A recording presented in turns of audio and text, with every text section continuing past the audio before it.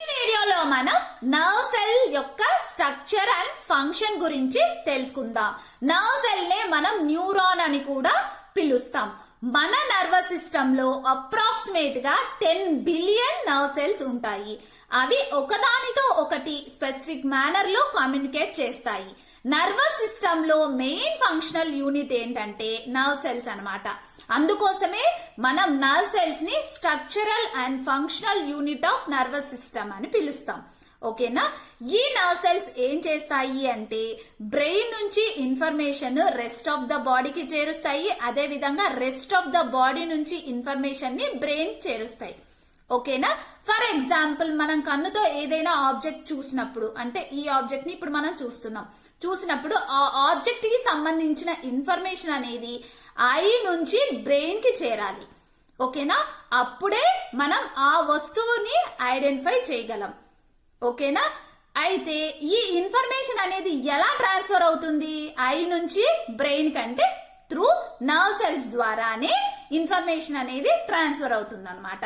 ఇప్పుడు మనం nerve cell గురించి తెలుసుకుందాం. నర్వ్ సెల్ యొక్క సైజ్, షేప్, స్ట్రక్చర్ అనేది చేసే రోల్ అండ్ లొకేషన్ ని బట్టి చేంజ్ అవుతూ ఉంటాయి. నర్వ్ సెల్స్ అనేవి బ్రెయిన్ లో ఒక సైజు ఒక షేప్ లో ఉంటే, అదే విధంగా మిగతా బాడీ పార్ట్స్ లో ఒక షేప్ లో ఒక సైజ్ లో ఉంటాయి అన్నమాట. అంటే నర్వ్ సెల్స్ అన్ని ఒకే షేప్ ఒకే సైజ్ లో ఉండవు. ఓకేనా?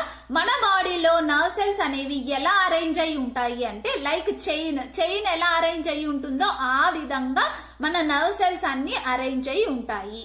నర్వ్ సెల్స్ లో మనకి మెయిన్ గా 3 పార్ట్స్ ఉంటాయి అన్నమాట. అవేంటంటే సెల్ బాడీ, ఆక్సాన్ అండ్ డెండ్రాయిడ్స్. మనకు కనిపిస్తుంది కదా, ఇదంతా సెల్ బాడీ. ఓకేనా? సెల్ బాడీని మనం సోమా అని కూడా పిలుస్తాం. సెల్ బాడీ లోపల న్యూక్లియస్ ఉంటుంది. ఈ సర్కిల్ లోపల ఉన్నదంతా న్యూక్లియస్ అన్నమాట. ఓకేనా? మన బాడీలో ఉన్న ప్రతి ఒక్క సెల్లులో న్యూక్లియస్ అయితే ఉంటుంది. అలానే ఇందులో సెల్ యొక్క జెనెటిక్ ఇన్ఫర్మేషన్ ఆర్ డిఎన్ఏ అనేది ఉంటుందన్నమాట. ఈ సెల్ బాడీలో జరిగే ఫంక్షన్ ఎలాంటిదైనా సరే ఈ న్యూక్లియస్ అనేది దాన్ని కంట్రోల్ చేస్తూ ఉంటుంది, ఆ ఫంక్షన్ ని. ఓకేనా? ఈ న్యూక్లియస్ చుట్టూ ఇక్కడ కనిపిస్తున్నాయి కదా డాట్స్, అవన్నీ గ్రాన్యులర్స్ అన్నమాట.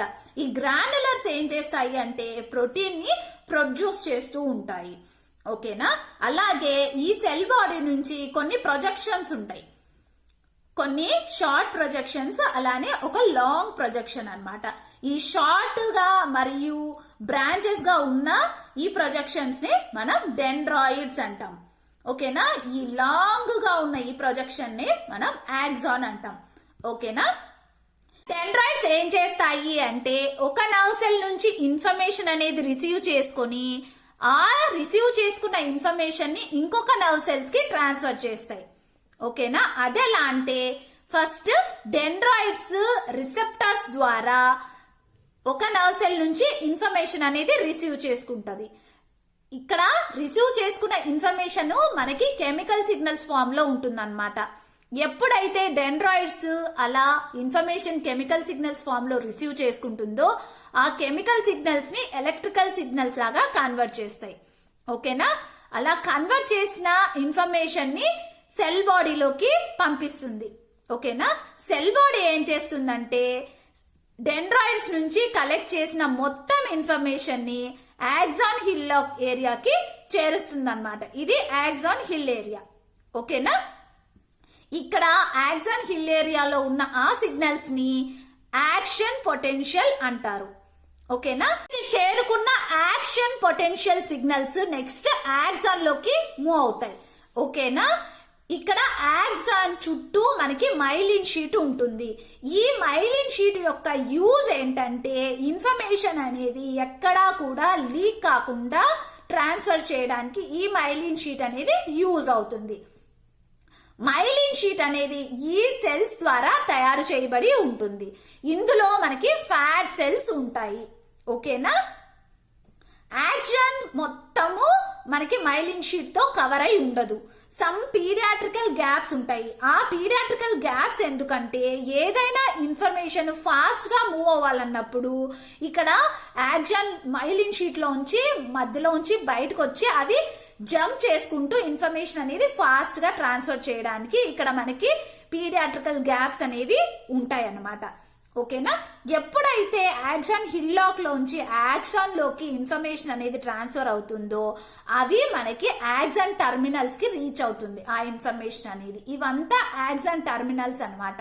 యాక్సాన్ టర్మినల్స్ కి ఆనుకొనే మనకి దగ్గరగా నర్వ్ ఎండింగ్స్ ఉంటాయి. నర్వ్ ఎండింగ్స్ ని మనం సినాప్టిక్ బటన్స్ అని కూడా పిలుస్తాం. ఎప్పుడైతే ఇన్ఫర్మేషన్ అనేది యాక్సాన్ టర్మినల్స్ కి రీచ్ అవుతుందో అప్పుడు అక్కడ యాక్సాన్ టర్మినల్ నుంచి అవి మళ్ళీ కెమికల్ సిగ్నల్స్ లాగా రిలీజ్ అవుతాయి అన్నమాట. ఓకేనా, అలా రిలీజ్ అయిన కెమికల్ సిగ్నల్స్ ఈ నర్వ్ ఎండింగ్స్ ద్వారా ఇంకొక నర్వ్ సెల్ యొక్క డెండ్రాయిడ్స్ ఈ కెమికల్ సిగ్నల్స్ ని రిసీవ్ చేసుకుంటుంది. ఓకేనా, ఎప్పుడైతే ఈ నర్వ్ సెల్ నుంచి కెమికల్ సిగ్నల్స్ ని ఇంకొక నర్వ్ సెల్ యొక్క డెండ్రాయిడ్స్ రిసీవ్ చేసుకుంటుందో మళ్ళీ సేమ్ ప్రాసెస్ అనేది రిపీట్ అవుతుంది. ఈ విధంగా సెల్ టు సెల్ ఇన్ఫర్మేషన్ అనేది ట్రాన్స్ఫర్ అవుతూ మన బాడీలో ఒక పార్ట్ నుంచి ఇంకొక పార్ట్ కి ఇన్ఫర్మేషన్ అనేది ట్రాన్స్ఫర్ అవుతుంది. ఓకేనా, వీడియో కనుక మీకు నచ్చితే ప్లీజ్ లైక్ చేయండి, షేర్ చేయండి, సబ్స్క్రైబ్ చేయండి. Thank you for watching.